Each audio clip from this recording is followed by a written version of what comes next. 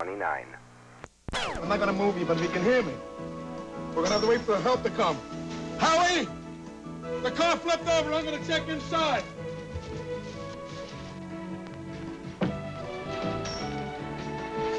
Hey, Howie, there's a man in here, and I think he's hurt even worse. There will be someone in that hearing tomorrow whose business it is to take away your confidence, to make you appear uncertain, even untrustworthy. Would that someone happen to be Reuben Marino? None of your feelings, none of your past histories will be considered off limits. So if there's anyone here who is not ready to have his or her past dredged up in court, say so now. Do you suppose that after all these years I have developed a soul? A soul. Mm-hmm. You see, it is amusing after all. That I should find myself with a conscience and a soul, and what is even more amusing, that I should want to save it.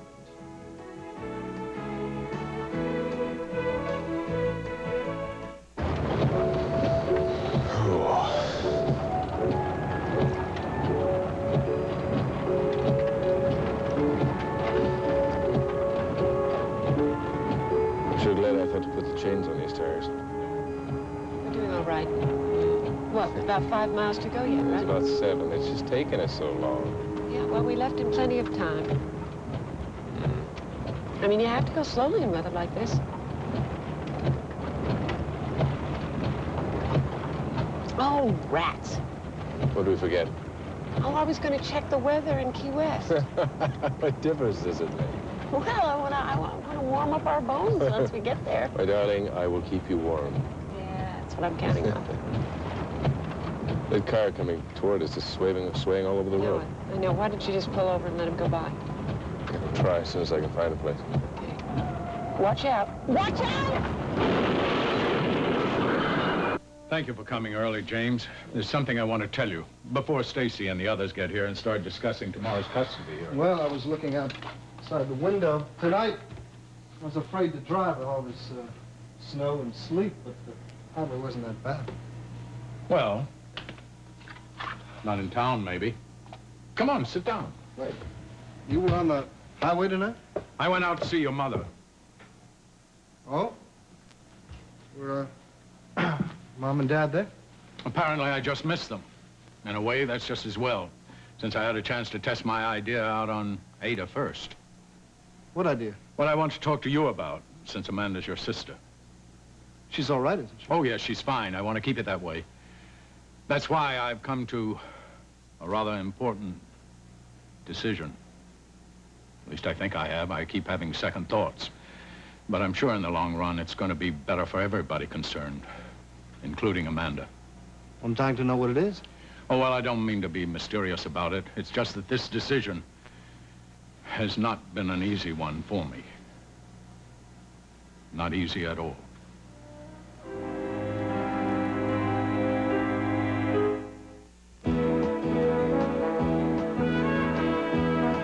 This part of Another World is brought to you by Ivory, the soap without a lot of extra ingredients.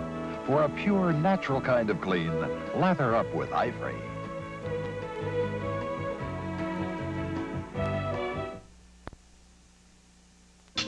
Blaine, I wish you wouldn't feel like you have to always create. That's right, Blaine. Just sit down. We'll get another cup of coffee. No, I don't want to. You sit down, please. I don't want another cup of coffee. Besides, Sandy's going to be here in just a minute, okay? Oh, you got a big date planned? You sure picked an awful night to go out. It's not a date. He's picking me up to take me over to Max. Stacy's having a meeting over there with all of us to tell us what to expect in court tomorrow.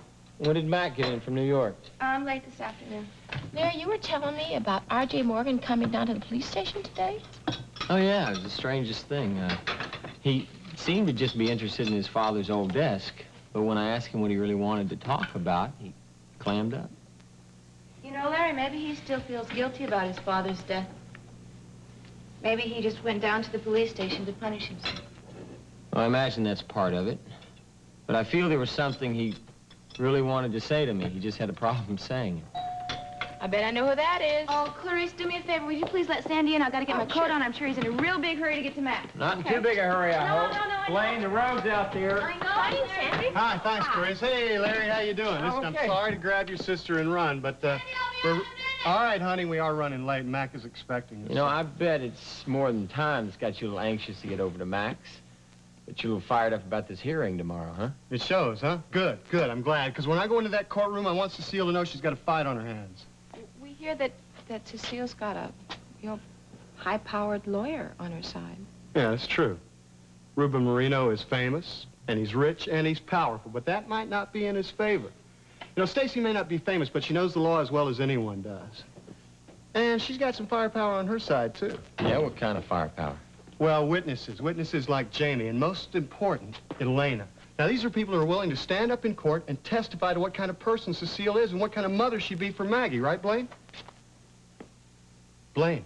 What, honey? I'm sorry. I wasn't listening to you. What? I was thinking of something else. What were you thinking about?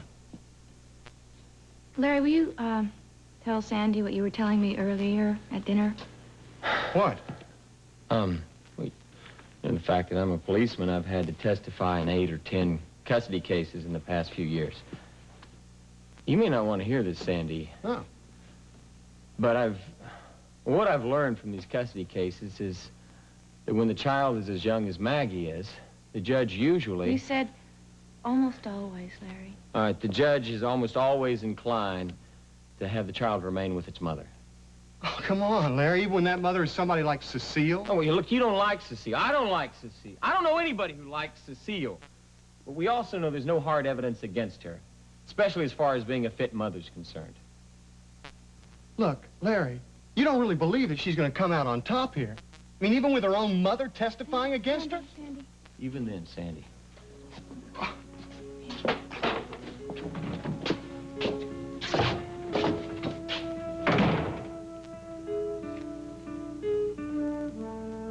So there you have it, James. It may be as difficult a decision as I've had to make, but I've made it, and I have to live with it. Well, I'm surprised. But you do think I've done the right thing, don't you? Well, as much as I love Mom, I just wonder how you'll be able to get along without Amanda. She's the center of your life right now. For Amanda's sake. For her sake alone, I have to. Mac, what made you decide to give Mom custody of Amanda right now? Well, I don't know exactly. Perhaps it was watching Sandy fight so hard for his little girl. I've had to ask myself some tough questions. Questions about parents and children. Who belongs with whom? In Maggie's case now, it seems clear to me that she belongs with her father. Don't you agree with me? Yes, Mac, no question about it. Amanda knows that my love for her is unshakable, boundless. I know she loves me. I know nothing could change that. I don't think Rachel would want to, do you? I know she wouldn't, Mac. You know, it's so odd. Now that I can face my future without your mother, suddenly a lot of things become clear to me, including what's best for my daughter. Mac, just suppose Mom and Dad would remarry. How would you feel about that? Well, I feel that it's inevitable eventually. As far as Amanda's concerned, sooner the better. And what about as far as you're concerned?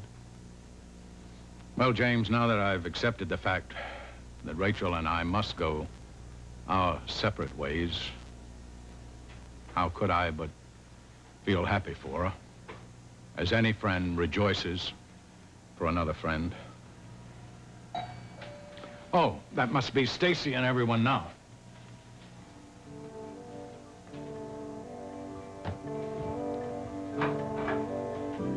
Hello, Counselor. You too, Elena. Hello, welcome back, man. Come take your coats, and we'll roll up our sleeves and get to work. Due to the illness of Constance Ford, the role of Ada Hobson is being played today by Peg Murray. Right. I knew with Steve and Rachel flying off to be married, you'd be out here all alone with the kids. So? So, take off your coats and come on in and sit by the fire. I think she's glad we came to her. Yeah. Well, you saved me a phone call. I was going to call you and ask if you knew that R.J. stopped by the police headquarters today. Yeah, Larry phoned me and said that he was very interested in looking at his dad's desk. Well, he was interested in something, but he didn't come right out and say what it was. Thomasina, do you see much of him anymore now he's back at school? No, not too much. Seems to be doing pretty good work, but keeps to himself. Oh. Well, maybe he just needs more time. Well, where are Nancy and Matthew at? Oh, well, Matthew's on his way to Dreamland, I hope. And Nancy's down in the kitchen. She says she's making fudge. I think she's making a mess. Fudge. Well, maybe I could go help her out. Oh, good. She could use another hand.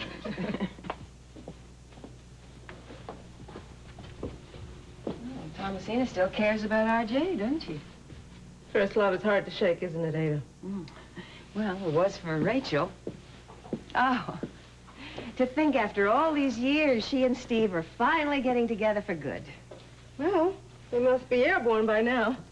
Unless there was some delay at the airport. Oh, no, we called. No, the planes were leaving, all right. As a matter of fact, they were so happy they didn't need a plane. Oh, Ada, I am so happy for them. Yeah, you look happy. That's a look I haven't seen on you in a long time. Oh, coming out here was sort of a test for me. Actually, a big test. As you know, it wasn't so long ago Bob and I were going to be married in this room. Oh, honey, maybe you'd like to get out of this room. Should we go join the kids in the kitchen? Oh, no, Ada. I love this room.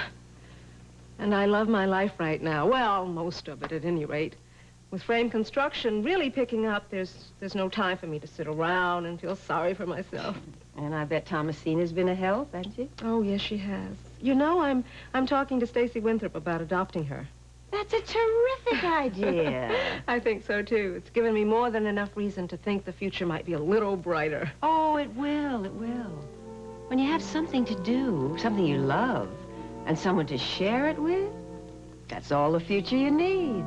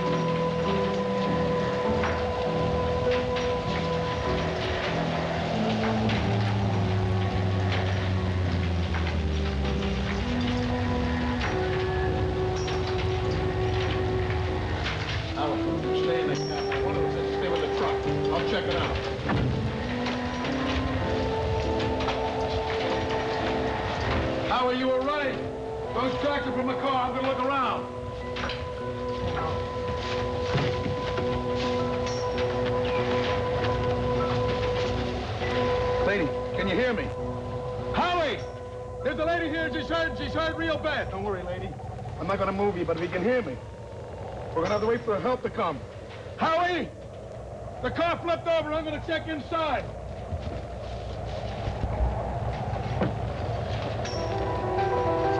Hey, Howie, there's a man in here, and I think he's hurt even worse. So get on that CB and call the cops, and also call for an ambulance.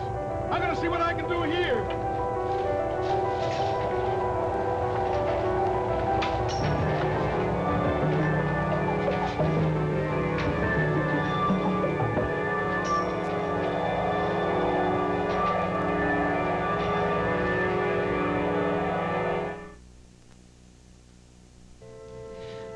I'm not trying to scare you. I mean, you all have the makings of excellent, confident witnesses. However, there will be someone in that hearing tomorrow whose business it is to take away your confidence, to make you appear uncertain, even untrustworthy. Would that someone happen to be Ruben Marino? I hear he's ruthless on cross-examination. All the more reason why we should be ready for anything. And I do mean anything. None of your feelings, none of your past histories will be considered off limits. So if there's anyone here who is not ready to have his or her past dredged up in court, say so now.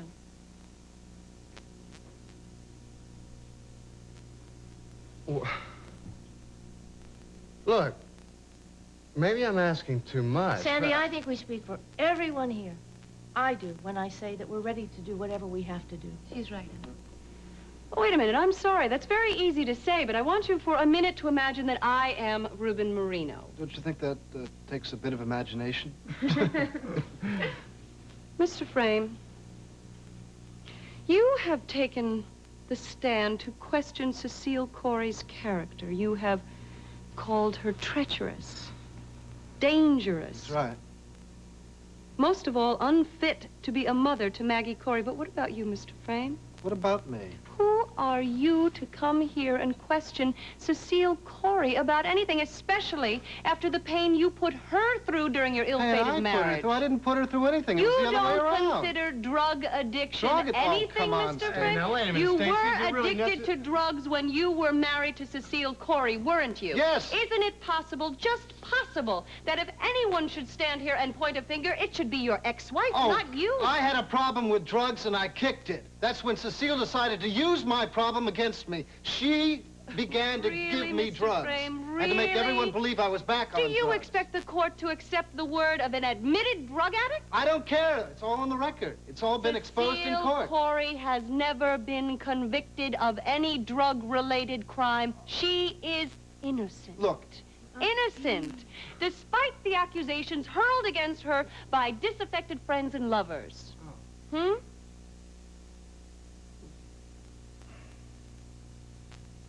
I see what you mean. Boy, if Marino is half as tough as you are, Stacey. Mac, he is going to be a lot tougher.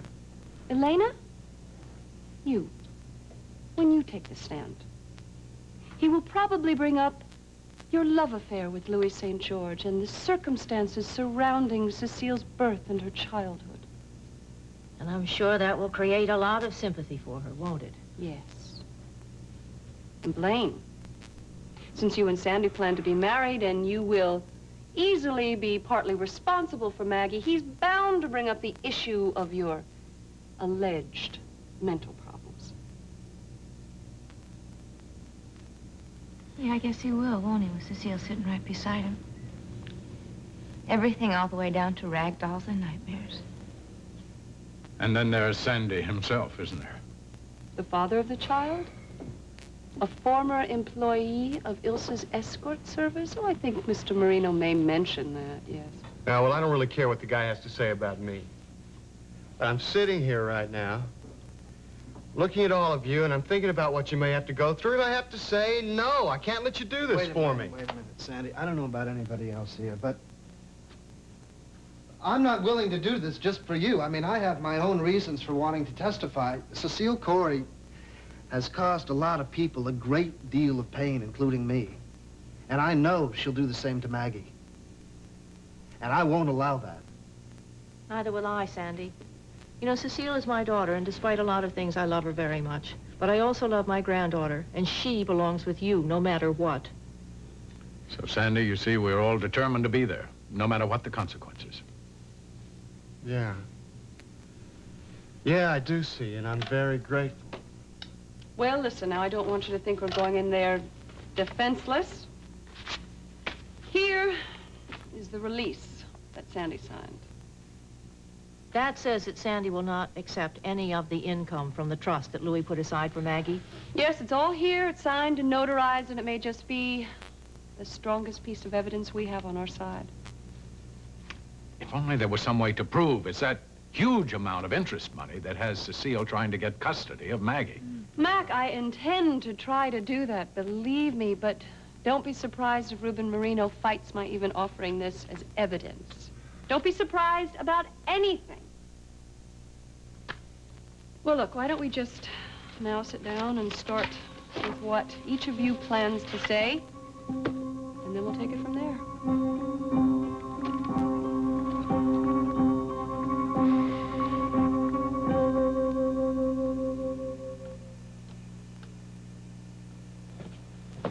Jean's been changed. She's all clean. I think she's sleeping, I hope. Is that cake for you or Corey? It's for Corey. Did he finish all his homework? Yes, ma'am. You know, I think I'm the one that deserves this cake. Because that math is too tough for me. Don't mention math to me. I think I'm going to go crazy here. What's the matter, baby? Is the wizard of Coolidge Avenue having some problems with the books? This wizard can't figure out where all the money goes. Larry, you get a nice salary each week, but by the end of the month, there's nothing left. Well, maybe your calculator's on the fritz. No, it isn't the calculator. I think it's one salary and 4 mouths to feed, Larry. I think maybe we're going to have to consider my going back to work, at least part-time. I don't want you to go to work. I think you belong here with Jean. I know, honey, but, you know, lots of people are in our position. Most of the wives in this building are working, if not looking for work. I was thinking, maybe I could ask Henrietta for some part-time work once the bakery opens up. I just want to get Jean to sleep. Hello. Nick. Oh, Menardo's, yeah. What can I do for you? It's Nick Menardo's, the highway patrolman I worked with a month ago. Oh. Yeah. Hey, if you're on duty tonight, I bet you got your hands full with this weather. Yeah, well, it's been a rough night already, Larry. That's why I'm calling you. Look, remember you telling me something about a couple of friends of yours, a guy named Steve Frame and a woman named Rachel? Rachel Davis. Why, what's the matter? There's been an accident, Larry. An accident? What kind of accident, Larry? Is Rachel or Steve involved? Clarice is what I'm trying to find out. Look, a car overturned on the airport road. I just left the scene to give you a call. How bad is it, Nick? It's bad, Larry, bad. Nobody's been notified officially yet, but I thought... Since they were a friend of yours, I'd give you a call. Well, you're right, Nick. They're good friends of mine. Rachel and Steve, are they okay?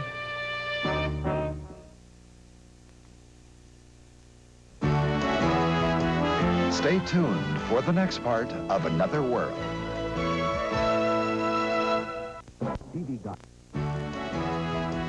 And now, the next part of Another World. Nick, did you hear me? What did he say? Rachel and Steve are okay, aren't they, Larry? Whatever the news is, Nick, just make it fast. It's better that way. Okay, Larry. Your friend, Steve Frame, is dead. Oh. Larry. Steve. Is he? Well, what about Rachel? What about Rachel Davis? She's in pretty bad shape. She's unconscious, possibly in a coma. You want to get her off to the hospital as fast as they can. They can't tell how serious her injuries are. Rachel's unconscious. They don't know how badly she's hurt. Oh, no, Larry. Look, what were they doing out on a night like this? Well, we found some plane tickets in Mr. Frame's jacket. Plane tickets? That means they were planning a trip. Did you know about that, No, please? I don't. Were they the only ones in the car? Ask them about Matthew and Amanda. Listen, Nick. I heard, Larry. Look, nobody else was in the car, just the two of them. Okay, look, I'm going to get in touch with Steve and Rachel's son, Jamie, and I'll also contact Rachel's mother, Ada Hobson. Thanks, Larry. Look, I'll be at the hospital. The paramedics want to get Miss Davis there as fast as they can, so I'm going to lead the way. All right, I don't want to hold you up. Nick, was there another car involved? Yeah, poor guy. He must have hit some ice and skidded right into them. Whoever he was killed instantly. Thanks for calling, Nick. The airport without the children. Ada must be out Rachel's with the kids. I'll call her next door neighbor, Larry, and make sure. All right, well, I know where Jamie is. He's over at Max with all the other people. I know one thing. We've got to tell her, but we can't do it by phone. All right, somebody's got to be with them. Hello, this is Clarice Ewing. Yes, Ada's Clarice. Do you know, is Ada out at Rachel's tonight? She is. No, I just wanted to tell her something. I hope I didn't disturb you. Thanks. Okay, look, I'm going over to Max. I'm going to find Jamie. Now, if you can get a babysitter, take Blaine's car over to Ada's. Quinn, she's Steve's partner. She has to be told too, Larry. Look, I already wish this night was over. No, I wish I hadn't even started.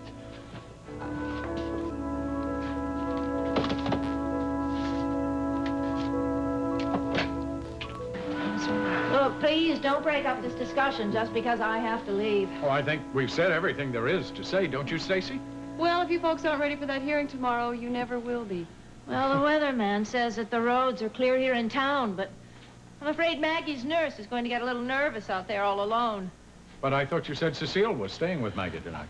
Yes, well, Cecile called earlier and said that it was much too nasty an evening for her to go out.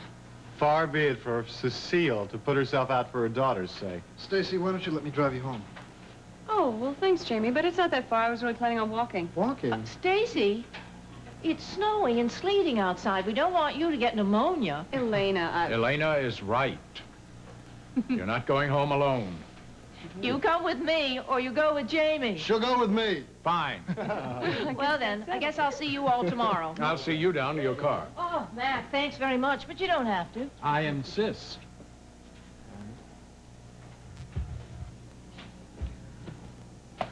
Besides, I want to ask a favor of you.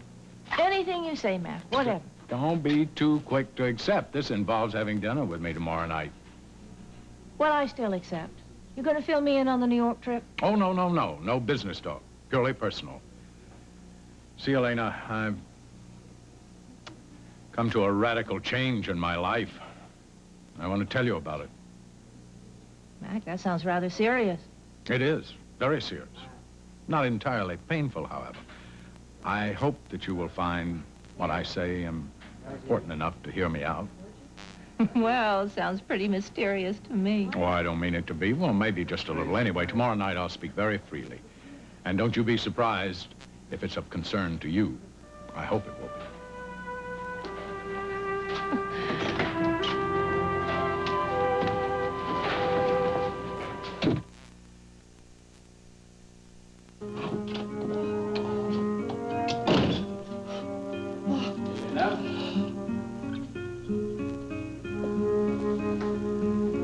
Louis?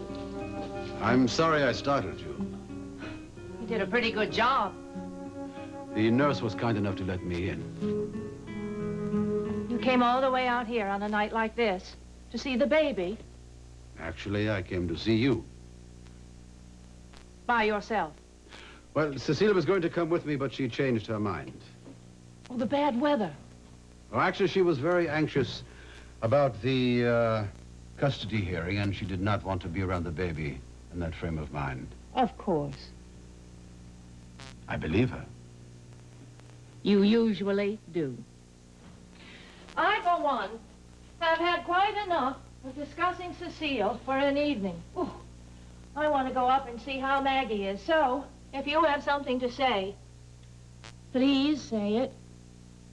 I was hoping I would find you in a more receptive mood. Oh, Louis, I have worked all day. I just sat through a very difficult discussion concerning the hearing tomorrow. I'm not in the mood for much of anything, including another argument with you. Nor am I. Good. Besides, I can't really think of what else we have to argue about. As for anything else, I think I thank you for providing for Maggie's future. Now, what else do we have to discuss?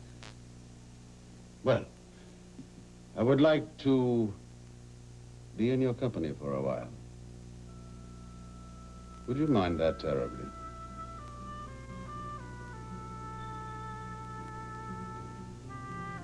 No.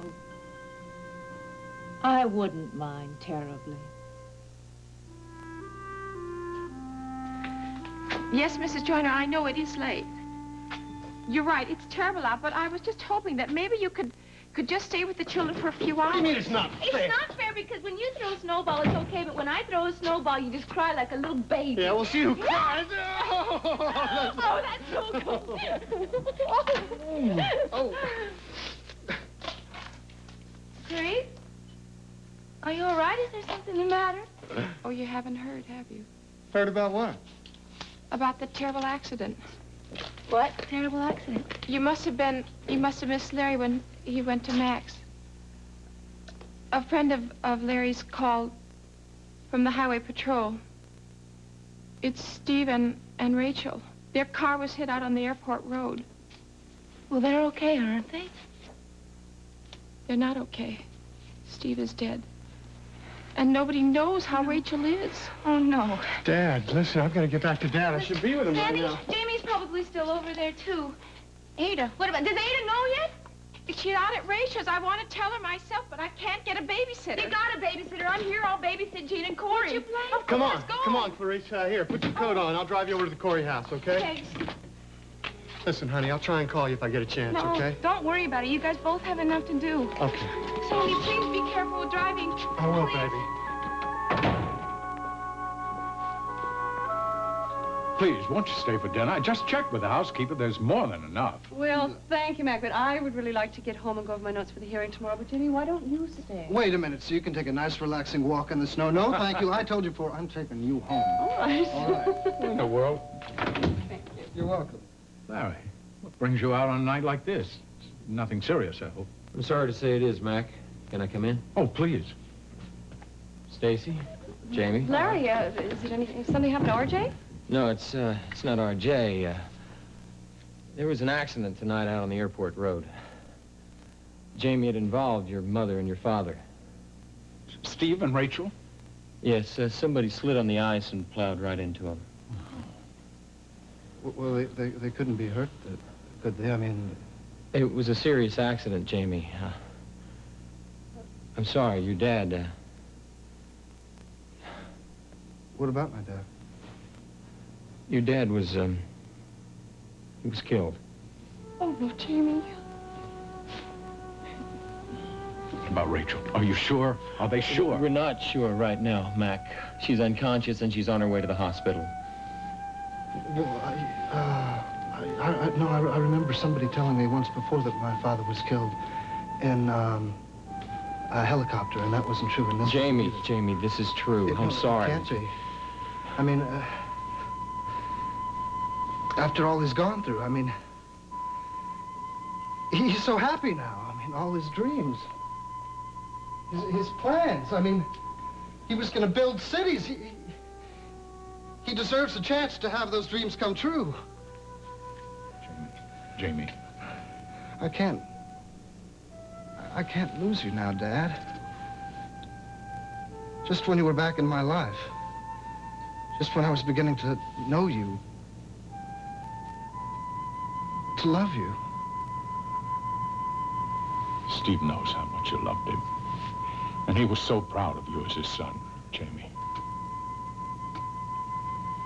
We're going to be a family now, Mac. They're catching a plane to Key West. They're gonna be married.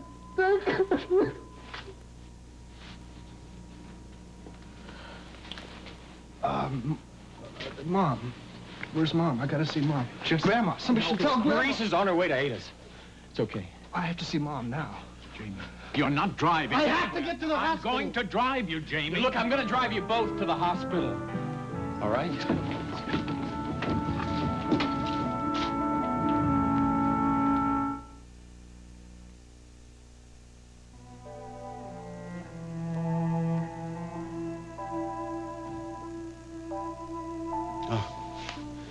And how is Maggie? Sleeping the sleep of the innocent, I'm glad to say. May I pour you a brandy, huh? Louis, to tell you the honest truth, I don't really think I should talk with you tonight. Not before the custody hearing tomorrow. I know it is going to be difficult for us, especially with Sandy's lawyers pulling their supposed tricks. Now, what tricks are those? Oh, come now, Elena. You know about the document that Sandy claims to have signed, waiving all financial gains with the custody of Maggie. Well, it's a perfectly legitimate document. All it says is that if Sandy does indeed get custody of Maggie, that the interest from her trust fund, which you have provided, will go back into the trust fund. He will not accept it as income. Yes, but my lawyer, Mr. Marino, assures me that that document, under certain circumstances, is retractable. Well, I'm quite satisfied that it can't be, and it won't be. Stacy drew up those legal papers.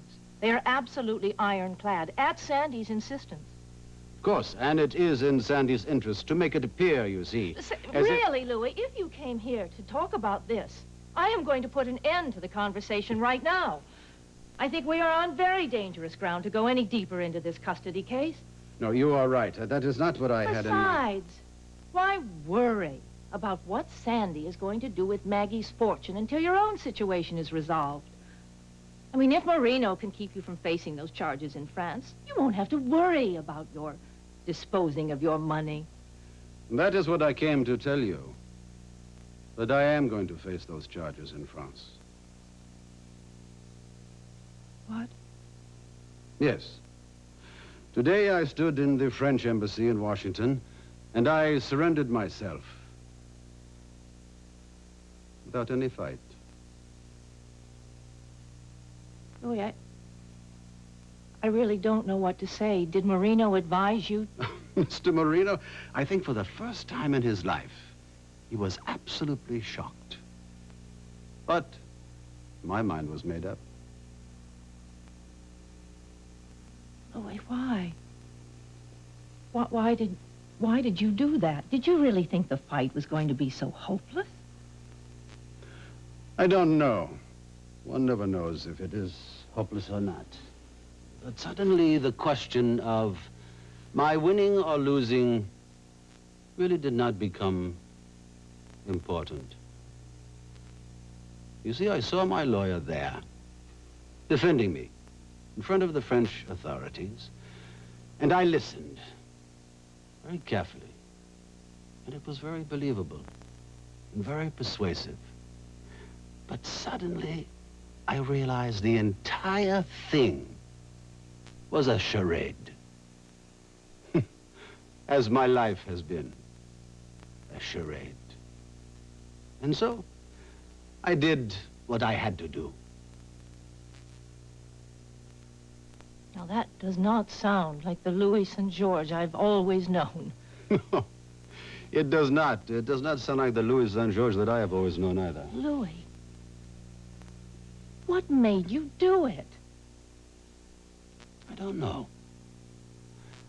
Perhaps... Perhaps what? You may find this rather amusing, as well you should. Louis, I will not find it amusing. Now go on. Do you suppose that after all these years I have developed a soul? A soul? Mm-hmm. You see, it is amusing after all. That I should find myself with a conscience and a soul, and what is even more amusing, that I should want to save it. Well, I don't think that's amusing at all. I think it's really quite wonderful. I don't know that it is wonderful or not. But what I do feel is a very strange sense.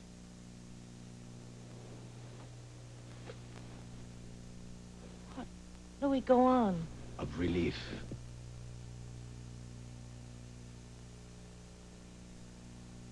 A sense that I have not felt since... Since when? It's funny. Since I was a boy in Paris, in that railway station, years ago. After I would finish a long day's work, an honest day's work, I would be covered from head to toe with dust and cinders and ash, and then I would cycle home and jump into that hot tub, that hot copper tub, and I would wash away all the sins and all the ashes and all the cinders, and I would be clean. And that's how I feel now. I feel suddenly clean. And you say that's not wonderful? I don't know what it is, really, you know. All I know is that it has much to do with you. Me? Yes. You see, I can look at myself in the mirror, and I can turn that mirror to the wall. What I cannot do is that I cannot look in your eyes and see disappointment, disapproval,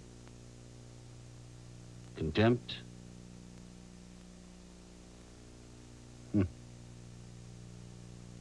That is unbearable. And I think what I would like more than anything else for some time now is to see what I have not seen in your eyes in years. A simple thing called respect.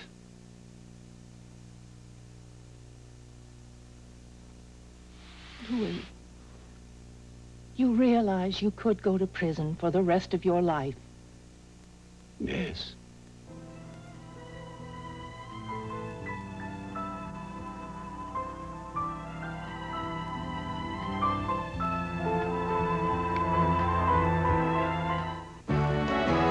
Stay tuned for the conclusion of Another World.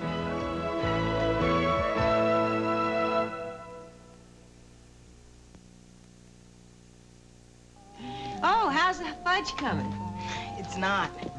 All we've got in there is something that looks like chocolate soup. Soup? Well, stir. Tell Nancy to stir. It'll come out all right. Well, you know, I guess we should be heading home because it's the school night. Oh, that's right. Oh, well, thanks so much, both of you, for coming out here, especially on a night like this.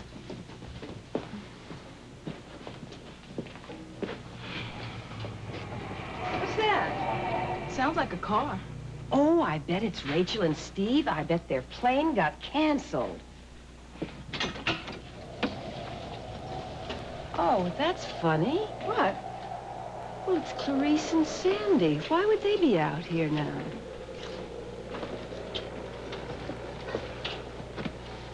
Ada?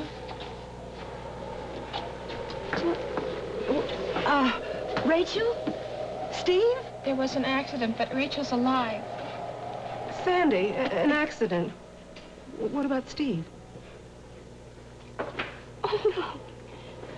An accident. You're gonna take me to Rachel. Whenever you're ready. Oh, I'm ready. Here, I'll help you with your coat. The kids. Don't worry about that. I'm here. I'll take care of that. You just go on with Sandy. All right. Oh, you take care of Quinn. We'll take care of each other. Don't worry. Oh, Jamie? Jamie, He's probably already at the hospital, Ada. Oh, well, then let's go. Let's go.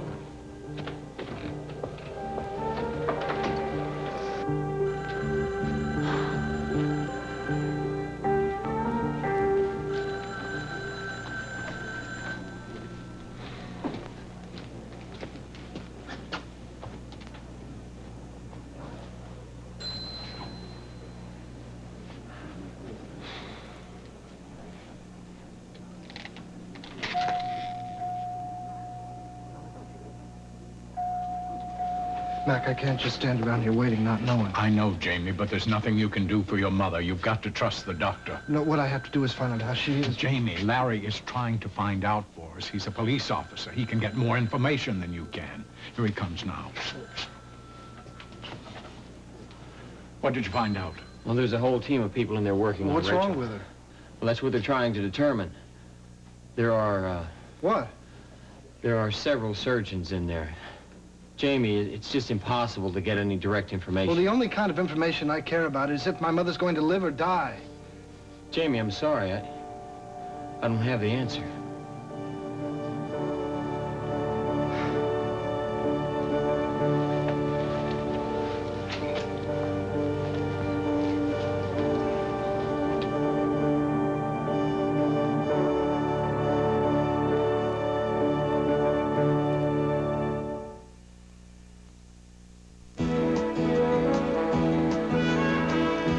This part of Another World was brought to you by Crisco Oil.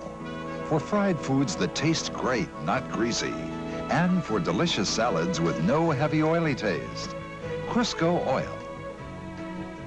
Join us each weekday at this time for the continuing story of Another World.